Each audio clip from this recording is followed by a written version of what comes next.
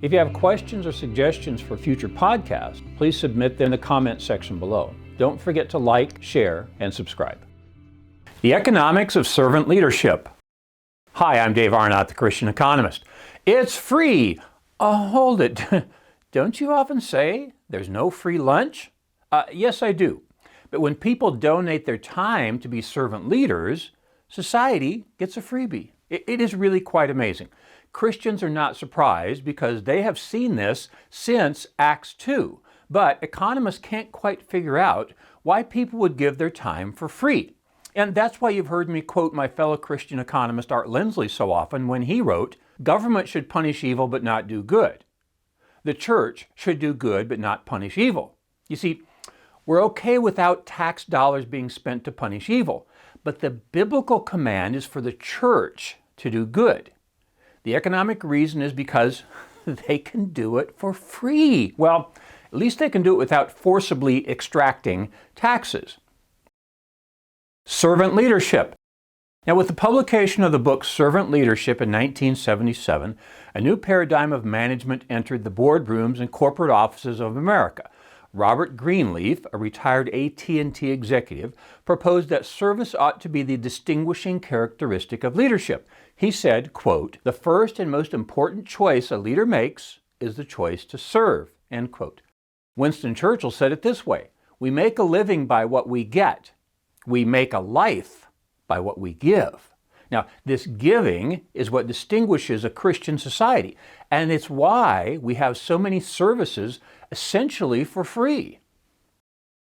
The Enlightenment. Now, Daniel Pinker and I agree on most of the effect from the Enlightenment. In his book Enlightenment Now, he writes, quote, "The world is about 100 times wealthier today than it was 2 centuries ago, and the prosperity is becoming more evenly distributed across countries and people. Within the lifetime of most readers, the rate of extreme poverty could approach 0, end quote. We really do live in the best time on earth. Looking back, Pinker and I agree. It's looking forward where we part views. He says, quote, "Do people need to believe in magic, a father in the sky, a strong chief to protect the tribe, myths of heroic ancestors? I don't think so," end quote. Well, he said he didn't think so, but what he really meant was he didn't believe so. However, the economists look back at all the good things done for free because Christians were following the command from Colossians 3:23, which says, "Whatever you do, work at it with all your heart as working for the Lord, not for human masters, since you know that you will receive an inheritance from the Lord as a reward. It is the Lord Christ you are serving."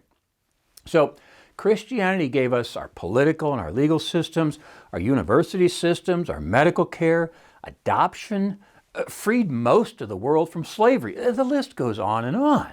But Pinker says that now that we're enlightened, we don't need God anymore.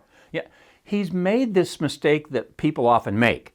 He read Adam Smith's second book, The Wealth of Nations, without reading his first book, titled The Theory of Moral Sentiments. Servant leadership provides services for free because it says in Mark 9:41, quote, "Anyone who gives a cup of water in my name will not lose their reward." Dog and Cat Theology. I attended a multiple session seminar on missions some years ago titled Perspectives. One of the guest speakers was Bob Sjogren, who co-authored a little book titled Cat and Dog Theology. The summary is this. The dog says, "My master gives me everything, so he must be God." The cat says, "My master gives me everything, so I must be God." Look, you want to split a room? Just ask if folks are dog or cat people. But you can love either animal and still understand the servant leadership exemplified by the dog. Dogs have owners, cats have servants. Christians are called to serve. So we act more like the dog and less like the cat. Peterson College at Dallas Baptist University is a college within a college which houses a relatively small dining room. At one end of the room, the students are reminded to serve by the scripture which reads, "For even the Son of Man did not come to be served, but to serve, and to give his life as a ransom for many. That's from Mark 10:45. On the other end of the dining hall is a picture of Wright Lassiter. Now, he was an old friend of mine. He was also chancellor of the Dallas County Community College system, where about 75,000 students studied. In the evening, he'd stop by Dallas Baptist University and teach a leadership class. He also served on the board of trustees. He died a few years ago. I remember his favorite saying that he would pronounce with a great big bass voice, kind of like James Earl Jones. He'd say, "My father used to say that community service is the rent you pay for the space you occupy on this earth." He intoned, he kept going. "And furthermore, I want you to live in a high rent neighborhood." End quote. Okay, that's a more utilitarian and zero-sum way of seeing it, but his intent is correct. Turns out, it was probably first said by Shirley Chisholm and popularized by Muhammad Ali. Martin Luther King Jr. said it this way: "Life's most persistent and urgent question is, what are you doing for others?"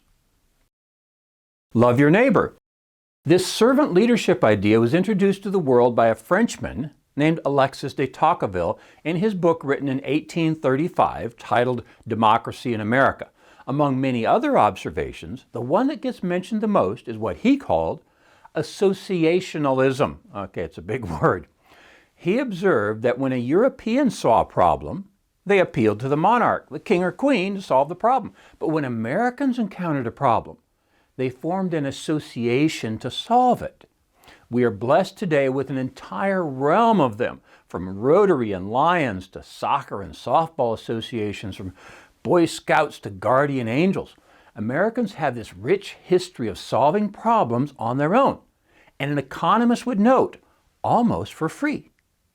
But we're losing that valuable ethic. Membership in philanthropic organizations is down in almost all organizations. In a post-Christian world, we have stopped loving our neighbor.